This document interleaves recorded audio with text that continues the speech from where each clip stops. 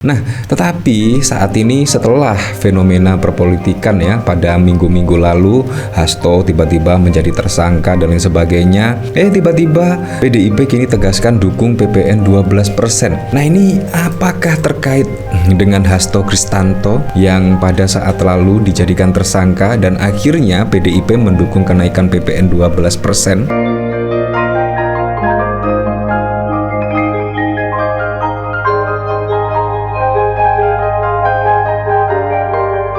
Sebelum menyaksikan video ini, pastikan bosku jangan lupa subscribe, karena subscribe itu gratis plus bonus tonton video terbaru setiap harinya.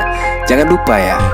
Ini manuver apa lagi ya? Padahal kalau kita lihat pada saat lalu, menurut saya sudah tepat lah ketika PDIP menyuarakan kepentingan masyarakat, kepentingan rakyat. Karena dikala daya beli menurun, ekonomi lagi lesu, dan bahkan penuh ketidakpastian, tiba-tiba PPN 12% akan diterapkan pada 1 Januari tahun 2025.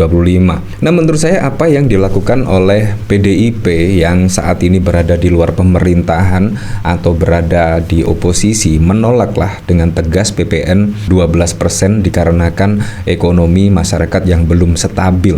Nah, tetapi saat ini setelah fenomena perpolitikan ya, pada minggu-minggu lalu Hasto tiba-tiba menjadi tersangka dan lain sebagainya. Tiba-tiba PDIP kini tegaskan dukung PPN 12%. Dan bahkan kalau kita lihat dari pemberitaan Republika ya, Ketua DPP PDIP dukung kenaikan PPN 12%, sarankan sejumlah mitigasi strategi. Nah, ini apakah terkait dengan Hasto Kristanto yang pada saat lalu dijadikan tersangka dan akhirnya PDIP mendukung kenaikan PPN 12%? Ya, berbagai spekulasi juga bermunculan ketika PDIP yang menyuarakan keras terkait kenaikan PPN 12% tiba-tiba melunak dan tiba-tiba mendukung kenaikan PPN 12% ini. Kalau kita lihat pada saat lalu juga PDIP melempar lah, setidaknya yang menginisiasi PPN naik 12% itu adalah mantan Presiden Joko Widodo. Nah, bahkan dari sini juga dikomentari oleh Nakula. Usai Hasto dijadikan tersangka, PDIP mendadak mendukung PPN 12%. Artinya apa?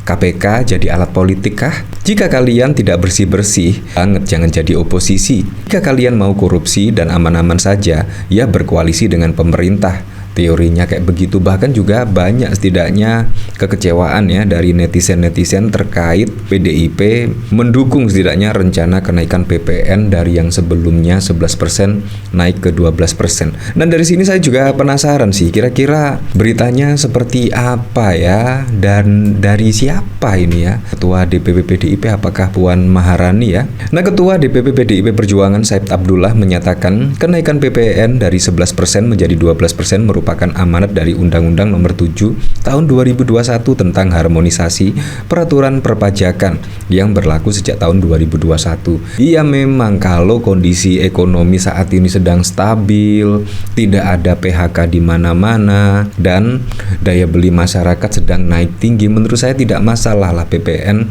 naik dari sebelumnya 11% ke 12%. Tapi kalau kita lihat dari laporan-laporan bahkan dari BPK mencatatlah setidaknya daya beli masyarakat menurun, dan bahkan juga kelas menengah itu akan menjadi turun kelas. Itu juga perlu dipertimbangkan dengan kenaikan PPN 12% dari yang sebelumnya 11%. Pastinya akan diikuti oleh harga kebutuhan pokok yang lainnya ya. Dia menegaskan kenaikan PPN sungguhnya bukan peristiwa yang datang seketika. Sebelum 1 April 2022 tarif PPN berlaku 10%. Setelah Undang-Undang Nomor 7 Tahun 2021 berlaku, maka diatur pemberlakuan kenaikan tarif PPN menjadi 11% per 1 April 2022. Dan selanjutnya 1 Januari 2025 tarif PPN menjadi 12%. Dengan demikian terjadi kenaikan bertahap. Ya, sangat wow sekali, padahal April 2022 itu masih berlaku 10% dan tahun 2022 tepatnya April 11% dan 2023 ya masih sekitar 2,5 tahun lah, belum genap 3 tahun, tetapi PPN sudah naik 1%. Nah ini sampai kapan? Sampai mentok ke 15% dan akan ada peraturan perubahan lagi sampai 20%. Ya, sangat wow sekali lah. Bahkan kalau kita lihat hitung-hitungan PPN 12% ini sangat jelimet sekali. Dari bahan yang mulanya berharga 5.000 jatuh ke konsumen itu bisa berlipat-lipat menjadi 20.000 dan seterusnya. Jadi PPN 12% ini pasti akan sangat memberatkan lah setidaknya. Apalagi yang beli harga puluhan juta ya, seperti TV misalkan, harga 5 juta bisa menjadi 5,6 juta. Ini sangat wow sekali lah. Bayangkan ya, padahal negara kita itu negara yang sangat kaya sekali ya, negara yang sangat kaya, tambang-tambang di mana-mana. Tetapi mayoritas APBN itu dari pajak. Bayangkan 80% lebih loh dari pajak. Belum lagi BUMN ya. Itu juga seharusnya menjadi fondasi ekonomi lah bagi negara. Bukan malah yang banyak utang menumpuk. Ini juga sangat wow sekali. Seharusnya tambang-tambang dikelola dengan baik, kekayaan alam dikelola dengan baik, pastinya juga akan sangat menguntungkan bagi masyarakat Indonesia ya. Dan kemungkinan PPN 12% ya seharusnya menjadi 5 lah, karena negara Indonesia itu negara yang kaya raya.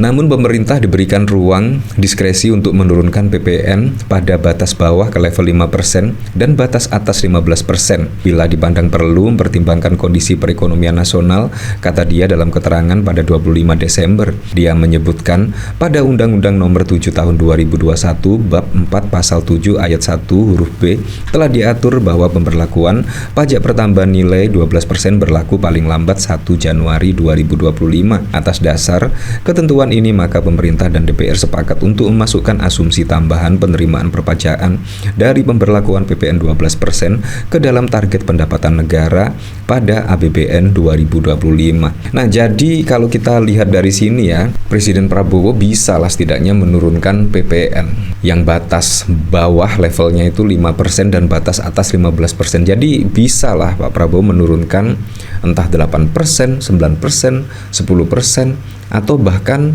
ke 5%, sangat bisa sekali, di mana ekonomi saat ini juga masih belum stabil dan daya beli menurun. Sangat bisa sekali kalau kita melihat dari sini. Nah, saya juga penasaran sih kira-kira komentarnya seperti apa ya ketika sempat kontra PDIP gini tegaskan dukung PPN 12%. Pagi-pagi lihat tweet kamu gak kait KPK ini hasutan bukan? No, KPK minta maaf karena sudah mengumumkan kader Gerindra sebagai tersangka kasus korupsi CSR. Ya, malah minta maaf ya. Kita jadi paham PDIP dan Hasto sudah tersandra dari tahun 2020. Tahun itu Gibran dan Bobi masuk PDIP dan langsung diusung sebagai calon wali kota Solo dan Medan. Tidak menyangka PDIP ternyata lemah juga. Novel menerangkan pimpinan KPK saat itu maunya menangkap Harun Masiku terlebih dahulu. Ya, saya sudah membaca sih. Lucu, hanya suap ratusan yang tersangka korupsi dan hibah triliunan aman-aman saja. Bongkar-bongkaran aja sekalian. Biji juga PDIP kalau ikut dukung. Bahkan dari komentar-komentar di sini banyak yang kecewa ya terhadap manuver dari PDIP yang mendukung PPN 12%. Nah, bahkan kalau kita lihat dari sini ya, KPK RI ngerti dalem agar aman beradalah dalam lingkungan, berarti KPK nganu. Bahkan kalau kita lihat pemberitaan dari sini, perjalanan kasus korupsi minyak goreng yang menyeret Airlangga Hartarto. Sulhas usai Kemendak digeledah terkait korupsi gula, badai belum kelar. KPK bawa 3 koper usai geledah ruang kerja Kofifa dan Emil Dardak. Hakim singgung misteri pengembalian 27 miliar Menpora Dito, saya tidak tahu. Ya, ternyata juga sangat wow sekali ya. Seharusnya ini dulu yang diusut ya. Karena Hasto bukan pejabat negara, jadi kerugian negara menurut saya tidak ada ya. Tapi malah diusut duluan dan bahkan dijadikan TSK. Ya, tapi selebihnya kita kembalikan lagi ke masyarakat lah menilainya seperti apa.